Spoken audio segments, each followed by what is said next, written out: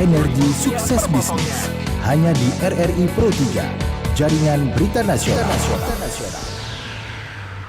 Pendengar, jumpa lagi dalam Energi Sukses Bisnis, dan kali ini tentunya saya sudah bersama Master Coach and Founder Smart Business Coaching Firm. Yang hadir di studio ada Coach Margetti Herwinata, Coach Getty. Coach Getty, malam Coach.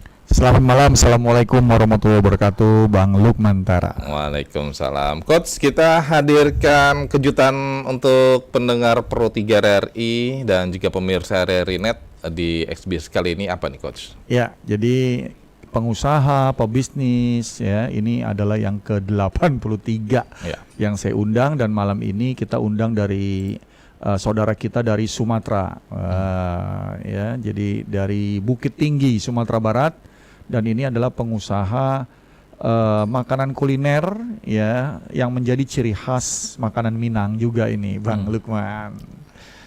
Apa Coach itu? Nanti kita sapa ya. Sudah tersambung nih Coach, nampaknya ada pemilik usaha sate Padang, Inya Datua, Kota Bukit Tinggi, Sumatera Barat. Ada Pak Andre Viali. Pak Andre, selamat malam. Malam Pak Andre. Ya, selamat malam Bang. Ini usaha, kalau sana sate nggak ada sate Padang ya? Nggak ada nama Padang ya, langsung ya? Sate Inya Datu gitu. Kita nyari sate Padang nggak ketemu. Nggak ketemu ya. Usaha ini sejak kapan, Pak Andre? Iya, sedikit saya jelasin. Ini sebenarnya usaha ini mulai kita rintis bersama orang tua itu sekitar tahun 2008. 2008. Nah, memang sih background orang tua saya itu kuliner, tetapi beliau sangat fokus di rumah makan. Nah, jadi dia fokus di rumah makan cuman dari sejak tahun 90-an. Tetapi kami mengalami kegagalan itu di 2006. Nah, di 2006 kami gagal sehingga tidak punya modal. Terus sehingga kami cobalah pulang ke kampung, ke daerah batas kota Bukit Tinggi. Nah, dari sanalah mulanya kami memulai usaha kecil-kecilan gitu. Usaha kecil-kecilan, tetap orang tua itu masih fokusnya di bidang rumah makan pada awalnya gitu. Karena tidak ada modal lagi, jadi kami dulu bikin warung 2x3 menumpanglah di sebelah rumah saudara gitu. Nah, awalnya kita sate ini hanya pelengkap pada sore hari gitu. Nah, setelah berjalan, tetap ini yang rumah makannya kenapa kok nggak ada kemajuan gitu. Malahan satenya responnya positif hari demi hari itu. Ya alhamdulillah ya, respon dari konsumen tuh makin bagus, promosi dari mulut ke mulut konsumen, sehingga orang tua saya mulai kewalahan nih gitu.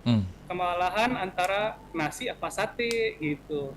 Nah, terus kita cobalah untuk coba yakin kalau usaha yang sederhana saat ini kayaknya patut kita seriusin gitu. Nah, waktu itu kita mulailah geser usaha nasinya dan mulai fokus satenya gitu.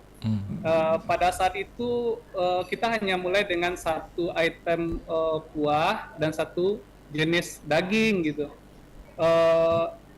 Waktu itu saya masih kuliah sih gitu. Saya bantu-bantu orang tua di sembari waktu kosong gitu. Nah, sampai 2010 usaha tersebut masih dijalankan sama orang tua bersama saudara saya gitu. Nah, bersama saudara saya, terus saya tamat kuliah 2009, saya bekerja di perusahaan swasta. Saya lihat nih gitu, kok saya rasanya kurang yakin dengan sebagai karyawan swastanya gitu. Sehingga saya memutuskan resign di 2010 dan coba fokus. Kayaknya ini sate ini salah satu punya peluang gitu ke depannya. Sehingga waktu itu saya mulailah resign di 2010 bersama saudara saya, Gary.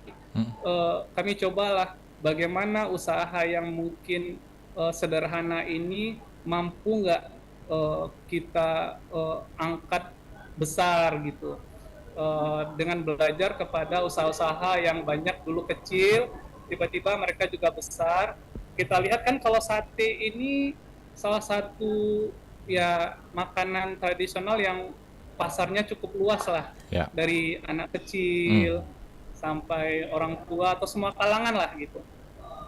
Nah waktu itu kita optimis pasarnya ini kayaknya luas gitu. Nah maka mulai kita lebih serius lah membaca peluang pasar, mencoba menganalisa strategi nanti kedepannya bagaimana ini pemasarannya atau perkembangannya. Nah waktu itu kita mulai lebih melirik kepada konsep jaringan atau franchise gitu. Nah sampai dari 2010 sampai 2016 itu kita masih tertati-tati lah gitu. Dari segi waktu itu kan media nggak kayak sekarang lah gitu, sosial medianya gitu, atau franchise-nya nggak kayak sekarang, sehingga kita yang di daerah ini ya secara otodidak aja mencoba bagaimana ya ngebangun bisnis jaringan gitu. Dan alhamdulillah di 2017 ada nih yang berminat. Nah kami coba buka pertama kali itu di daerah Bandung. Nah cabang pertama kami di 2017 itu di Bandung, alhamdulillah, dan setahun berikutnya buka cabang gitu di daerah Cimahi gitu. Dan di 2000 sampai di 2009 alhamdulillah itu perkembangannya bagus, dan kita juga mulai buka di daerah Pekanbaru, dan tanpa lagi bagus-bagusnya itu ya itu COVID datang ya. COVID. Nah COVID datang. Dari pas masa COVID itu dari 10 outlet kami di 4 provinsi kami kehilangan 5 outlet gitu. Nah sampai sekarang ya kita cuman masih bertahan di 5 outlet dulu gitu. Bang. Di kota mana saja yang tersisa berarti? Gimana Bang? Kota mana saja yang tersisa Pak Andre? Yang tersisa sekarang kita Pekanbaru ada 2. Itu kalau Bang Lukmannya ke kota Pekanbaru itu keluar dari bandara langsung nampak tuh outlet Inyek Datuknya gitu. Nah terus di Jalan D5 kita alhamdulillah ada. Terus di Kota Padang kita ada 2. Terus di Bukit Tinggi nih yang usaha pusatnya awalnya gitu, yang memang basicnya itu tetap ada gitu di Bukit Tinggi. Dan untuk sementara waktu kita memang masih coba bertahan dulu di sini sampai tunggu ini momennya nih Bang. Kita ngelihat nih harus lakuin strategi apa di tengah gempuran para yang senior atau yang lebih profesional di bisnis kulinernya gitu. Kita undang pendengar ya Coach ya, dan boleh. Pak Andre ya. Pendengar silakan untuk Anda yang bergabung bersama kami dalam XBIZ kali ini, kembangkan usaha warisan keluarga bersama Coach Giety dan juga pemilik usaha sate Padang Inyek Datuk Kota Bukit Tinggi Sumatera Barat Pak Andre Fiali. Silakan kami buka di 0213523172, 0213844545, 0213866712 atau juga bisa melalui pesan WhatsApp kami di 081399398888. Coach, ini artinya Pak Andre ini bisa membaca peluang ya. Ketika tadi usaha satenya hanya pelengkap saja, justru malah sekarang yang bisa diandalkan, Coach. Iya, jadi bisnis misalnya bisnis kecil gitu ya, ada di daerah yang tentu awalnya pasar di daerah itu ya orangnya kadang-kadang itu aja gitu ya. Dan bagaimana kita bisa membuat makanan ini sangat enak, beda dengan yang lain. Jadi kalau kita ke Kota Padang, mungkin sate yang namanya kita nyebut di Jakarta sate Padang ini banyak banget. Tetapi rasanya yang beda, yang punya ciri khas gitu ya. Dan ini jadi ngangenin kalau kemarin kita undang dari beberapa daerah ya, dan makanan tradisional ini sebenarnya bukan cuman orang nyari makanannya, akhirnya datengin wisata juga, ini yang paling penting.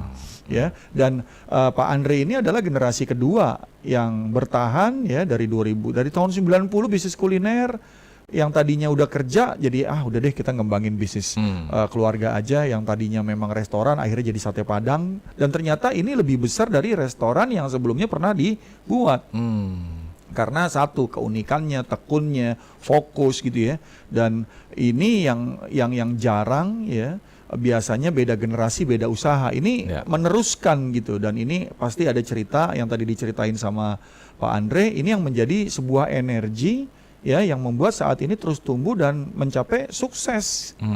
Karena dari nggak ada modal, bangkrut gitu ya, akhirnya tumbuh lagi dan rupanya ini pas gitu ya. Dan itulah kuasa Allah gitu ya, bahwa ada saatnya bisnis itu tumbuh karena memang ketekunan. Ya, karena nggak semua usaha warisan itu bisa berjalan kembali ya, Coach ya. Baik, nanti kita akan lanjutkan ya, tapi kita sapa pendengar dulu, ada Bu Dinda di Bogor. Bu Dinda, selamat malam. Selamat malam kembali Bung Lukmantara. Pagi Bu, malam, silakan. Malam Bu Dinda, kabar Bu Dinda? Alhamdulillah lagi elo, kabar Coach Keti. Baik. Ini orang Minang nih yang kita undang malam ini nih. Ya benar tuh, malam ini ya Datu. Iya. Kabarnya. Ini Bu Dinda nggak pulang-pulang kampung, di Bogor terus. Kok Allah ini ya Datu, kok indah apa koda Bung Lukman. Ya. Saya baca translate di bawah saja nih ya. Silakan Bu Dinda. Enggak apa-apa kok. Ini ya. Jadi sate ya kalau di Sumatera Barat nggak ada sate Padang ya, pokoknya sate aja ya. Sate aja. Iya, Padang sate Padang tuh kalau di luar Sumatera Barat. Ini ya apa yang menjadi khas, karena sate itu kan banyak ya Nya ya. Di mana-mana sepertinya khususnya di Sumatera Barat itu banyak gitu kan. Apa yang jadi pembeda? Jadi pembeda atau mungkin ada boleh di spill itunya apanya rahasia apa ya, kenapa jadi banyak yang suka begitu ya satenya Datu Sohan. Terus ya itu yang pertama, pastinya sudah ketemu dong sama Coach Kesi kan ini ya. Coach Kesi apa namanya Datu ketemu sama Coach Betty? Kayaknya belum, Bu. Karena waktu itu Inya Datu ini yang datang adalah franchisee-nya ke acara saya. Untuk Pak Andre-nya tuh saya undang hari ini untuk cerita tentang kesuksesannya berbisnis sate Padang Inya Datu ini. Nah begitu ya, oke. Karena tadi outlet pertamanya di Bandung, bagaimana? Karena lidah orang Jawa Barat kan juga agak-agak berbeda gitu ya. Itu bagaimana respon warga Jawa Barat untuk sate Padang lah dibilangnya ya. Kalau kami bilangnya sate Padang. Nah, itu aja sih untuk Nia Datu, mudah-mudahan lancar usahanya. Amin. Terima kasih Bu Dinda. Mudah-mudahan Coach Gesi juga bisa cicip itu. Harus ke Bukit Tinggi. Terima kasih. Terima kasih Bu Dinda ya di Bogor. Silakan Pak Andre. Apa yang jadi pembeda dengan sate Padang pada umumnya? Nah, jadi sedikit saya coba jelasin ya mengenai jenis sate Padang gitu. Kebanyakan kan di luaran itu orang cuma tahu sate Padang gitu.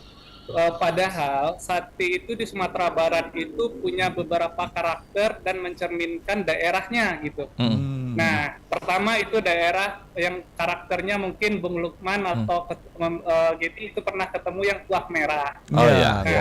Kuah merah itu sebenarnya sate yang identik itu sebenarnya itu Pariaman sama Padang.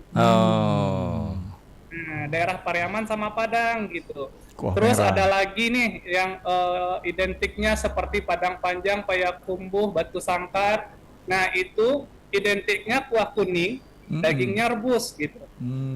Nah, terus apa yang membedakan itu sama satenya Datu? Nah, satenya Datu itu punya karakter yang mencerminkan kalau daerahnya itu Bukit Tinggi Agam.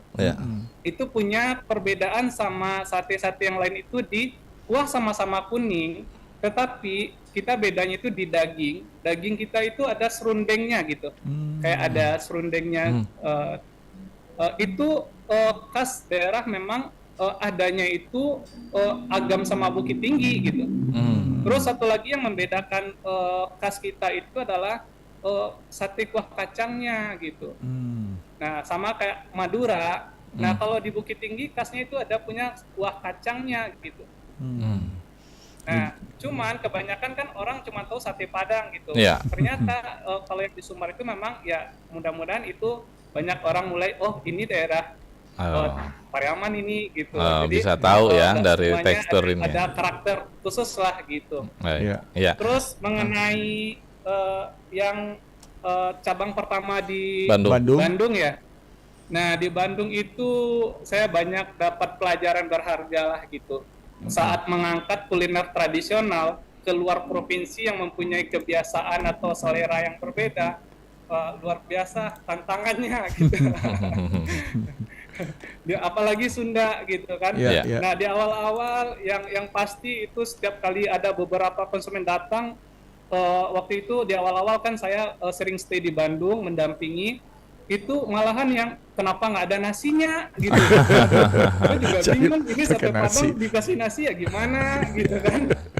Nggak ada, saya coba jelaskan ya kalau sate Padang ya kayak gini, yang adanya ya ketupat gitu.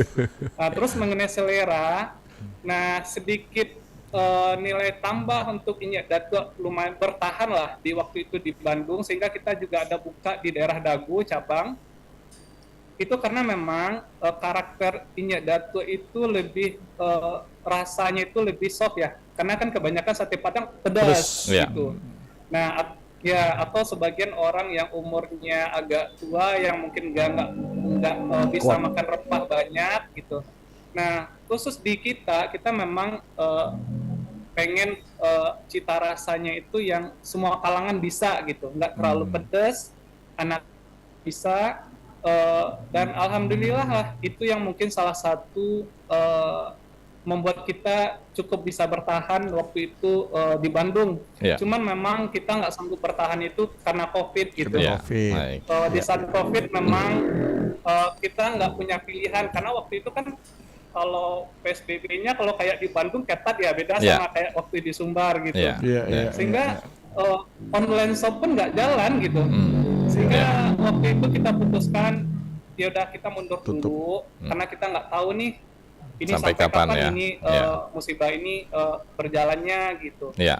Cuman sejak kita mundur memang saya mendapati beberapa hal yang suatu saat saya mulai ekspansi lagi keluar, ada beberapa poin-poin yang memang harus saya pertimbangkan. Iya, baik. Ditahan dulu ya Pak Andre ya. Ini menarik ya. Ada pendengar lagi yang ingin bergabung bersama. Ada Pekanbaru, ada Pak Heri Tanjung di Pekanbaru. Pak Heri, selamat malam. Selamat malam, Bung Lukman. Iya, malam Pak. Silakan. Ya, selamat malam, Coach. Ya, malam Pak Heri. Bu Andre ya. Ya, Pak Andre. Kebetulan di Pekanbaru ya. Pekanbaru. Ya, malam. Kalau kita bercerita tentang sate, jangankan sate yang ternama dan enak rasanya, sate gerobak yang didorong lewat depan rumah, aromanya bukan main gitu ya. Saya jadi lapar nih, Coach. Ya, iya, apalagi kalau udah disiram dengan minyak makan kuah, disiram kan daging itu disiram mesti dibakar. Asapnya kemana-mana, itu mungkin sengaja, itu mungkin tuang jual sate itu mungkin menyiram. Mancing ya? Menyiram itu, iya mancing itu, asapnya kemana-mana. Nah itu, di Pekanbaru sama kayak di Padang ya, di pinggir nggak ada juga tuh sate Padang, nggak ada. Umumnya di Pekanbaru ini orang Minang juga ya. Iya, Minang. Nah, saya tahu tadi saya dengar di Jalan Delima, Bu Andre, di dekat mananya Jalan Delimanya?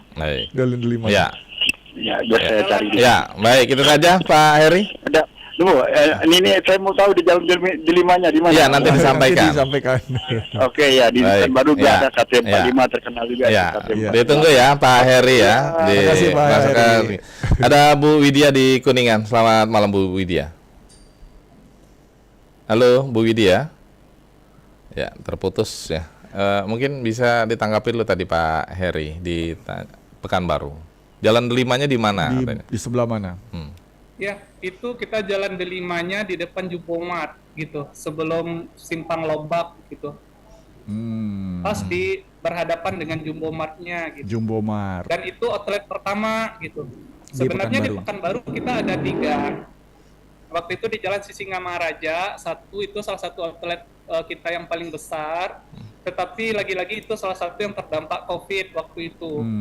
Nah, sehingga sekarang kita di Pekanbaru itu kita sisa 2 dulu, yang di Simpang 3 Bandara 1 itu pas bersebelahan dengan rumah makan. Saya coba merintis rumah makan, itu sate sama rumah makan gitu. Kalau yang di D5 itu kita fokus sate aja gitu. Mudah-mudahan nanti Pak Heri bisa mampir ya ke sana. Ya, itu nanti mau dicari sama Pak Heri tadi katanya. Ya, kita mau ke Bukit Tinggi juga. Baik, Coach Getty dan Pak Andre, kita jeda sejenak ya. Nanti kita akan lanjutkan Exbis kita kali ini. Energi sukses bisnis hanya di RRI Pro 3, jaringan berita nasional.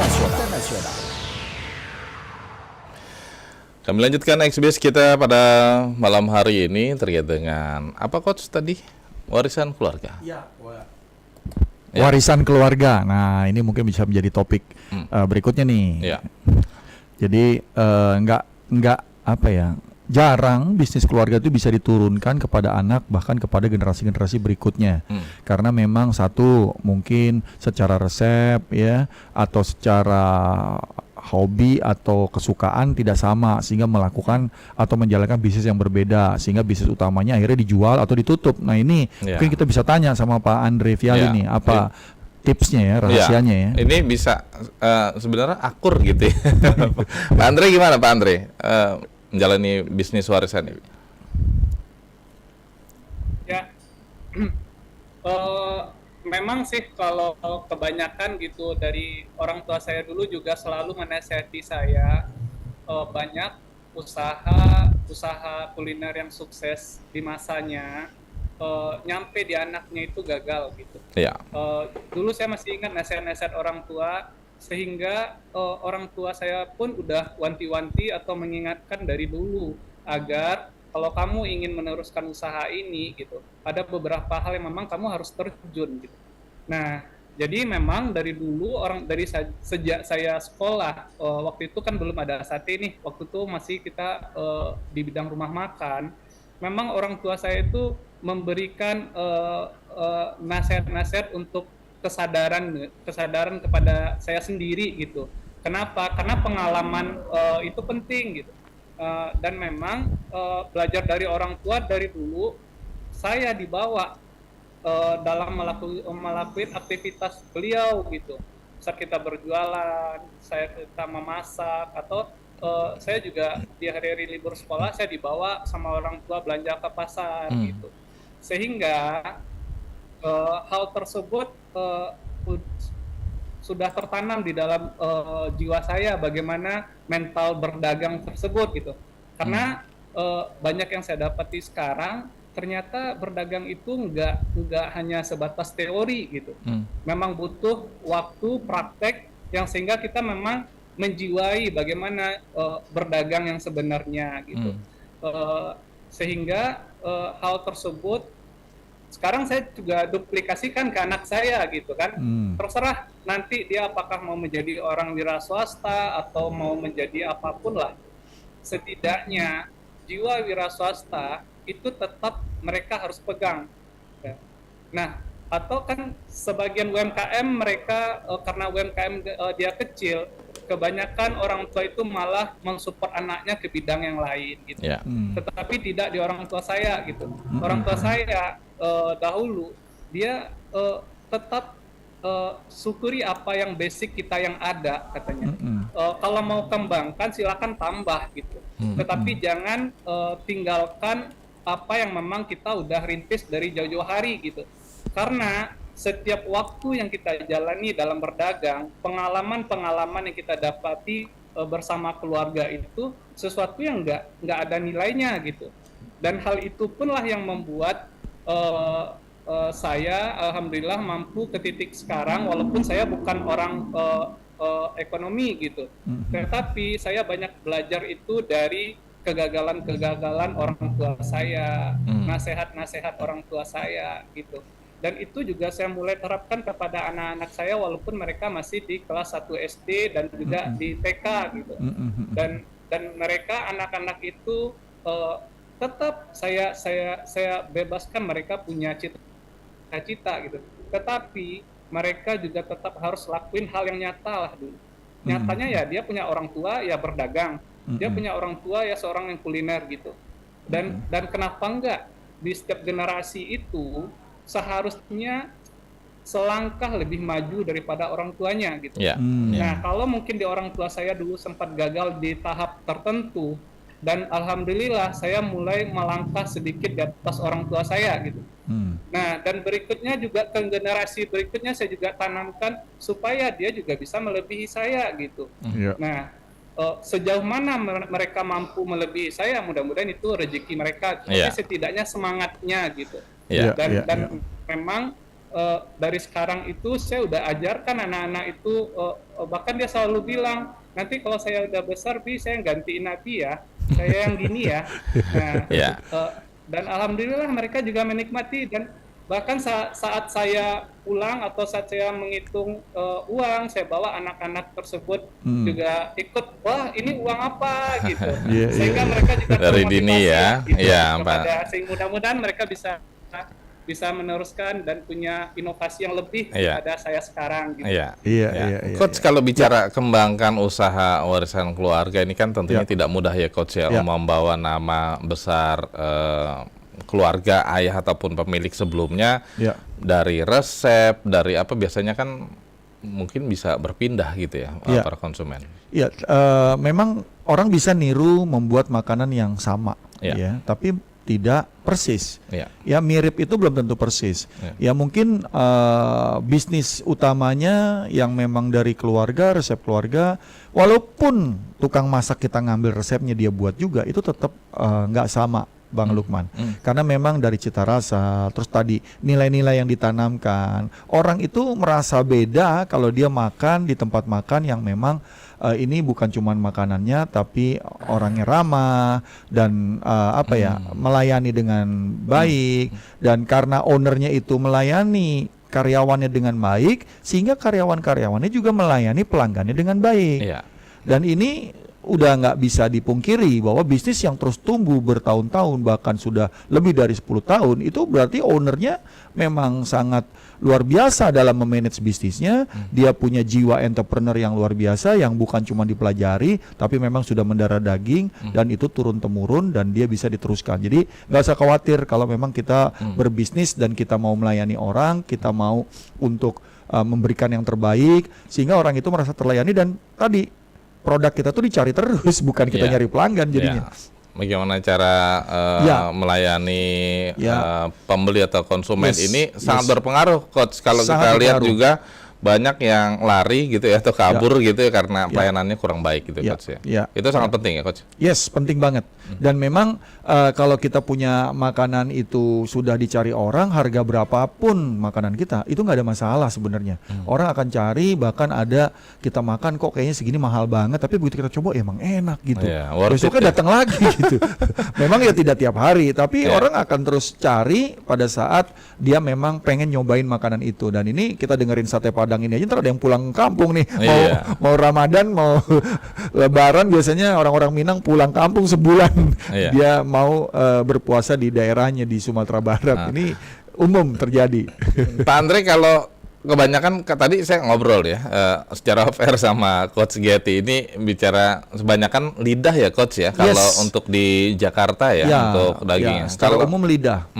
Nah, kalau Pak Andre sendiri ini apa?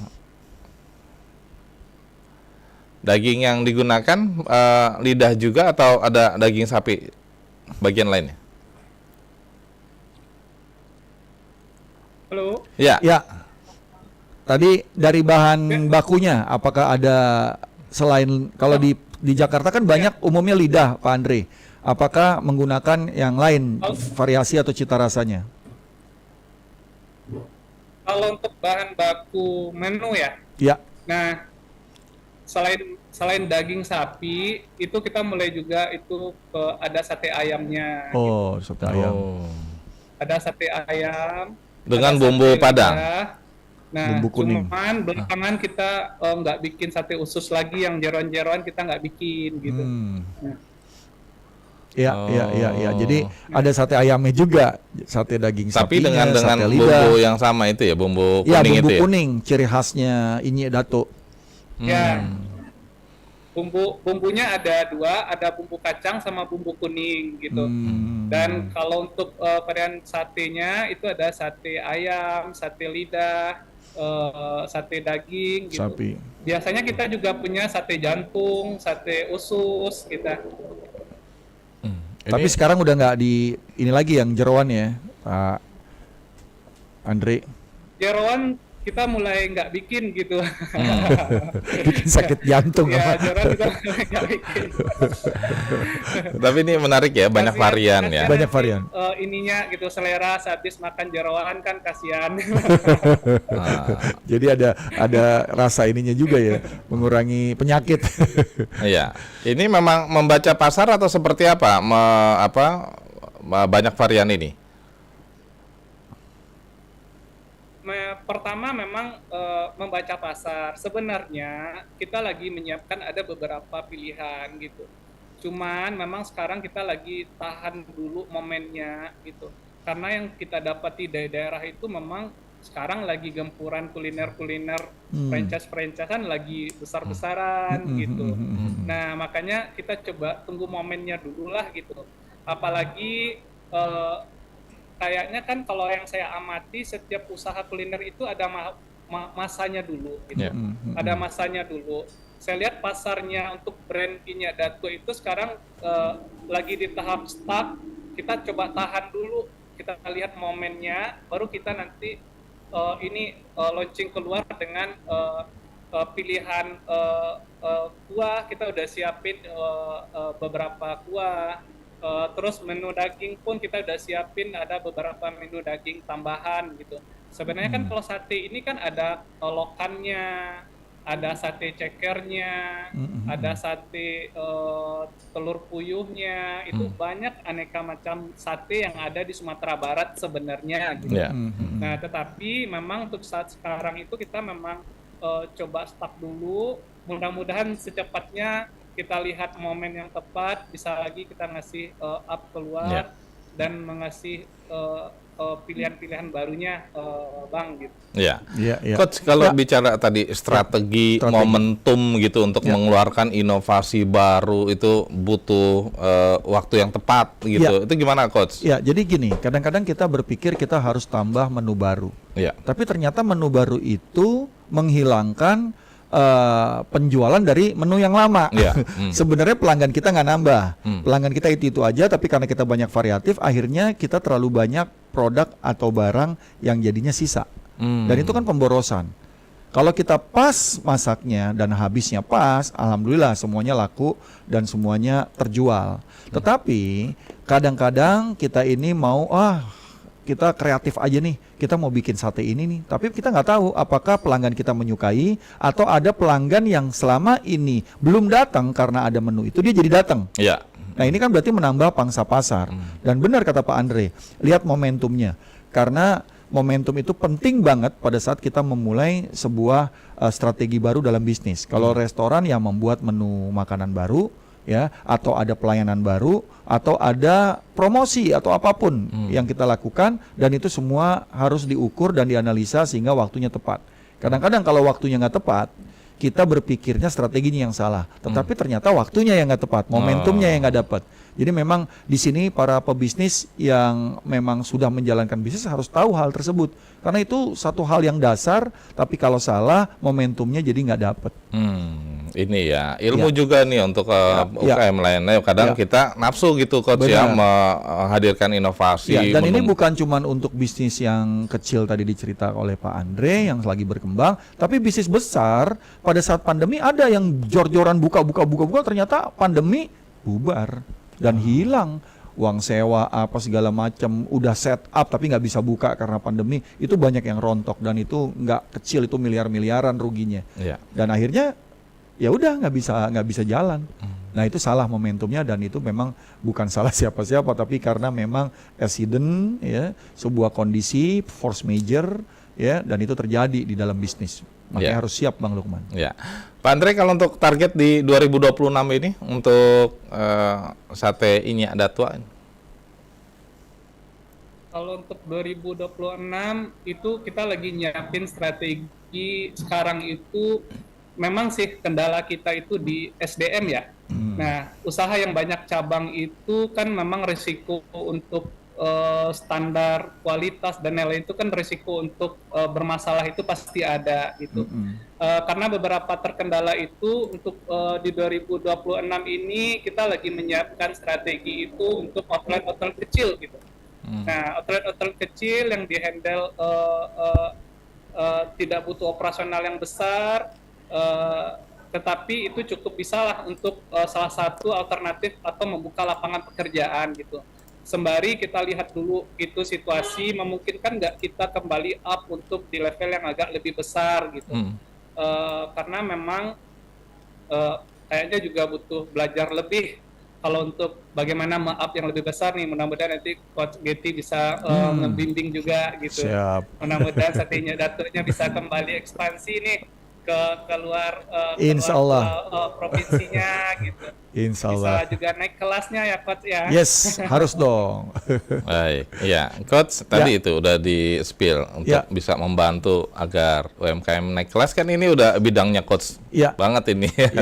Jadi saya tuh berapa kali ke Bukit Tinggi. Jadi saya tahu Sate Inyek Datuk itu pada saat saya ke Bukit Tinggi ada salah satu peserta training bilang, Coach, yuk kita makan sate Padang gitu ya. Ya di sini nggak ada sama sate Padang, tapi Sate Inyek Datuk gitu. Tapi saya nggak sempet karena saya harus balik. Saya bilang saya harus balik Jakarta karena saya harus jalan dari Bukit Tinggi ke Padang. Karena Bukit Tinggi Padang itu sekitar 1 jam sampai 1 jam setengah.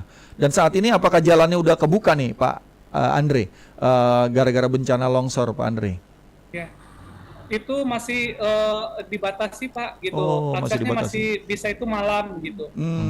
Nah, siang karena itu masih pada kerja, jadi aksesnya cuma malam khusus untuk roda 4 ya. Iya. Karena memang masih ada kendala di transport.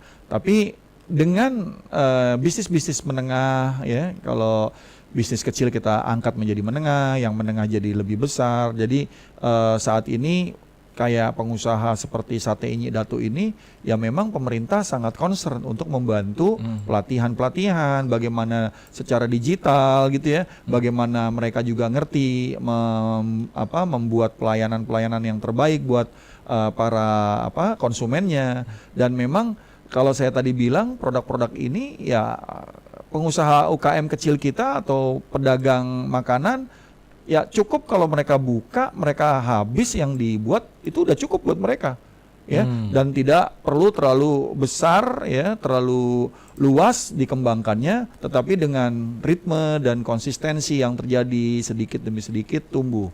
Dan memang kendalanya masih di SDM sih, Bang Lukman. Makanya tadi pertimbangannya bukan cuma sekedar produksi makanan, tapi nanti kalau nggak ada yang jaga atau orangnya itu nggak loyal untuk menjadi pegawai kita, ya agak susah juga nyari ininya ya, orang yang melayaninya. Baik, Coach Getty, terima kasih banyak. Pak Andre, terima kasih banyak ya. Sukses selalu untuk Sate Inyek Datuknya ini. Mudah-mudahan sampai ke Jakarta ya, Coach ya. Terima kasih Pak Andre. Nih kita jadi pengen ke Padang, Bukit Tinggi. Selamat malam Pak Andre dan Coach Getty. Malam. Energi sukses bisnis hanya di RRI Pro 3, jaringan berita nasional.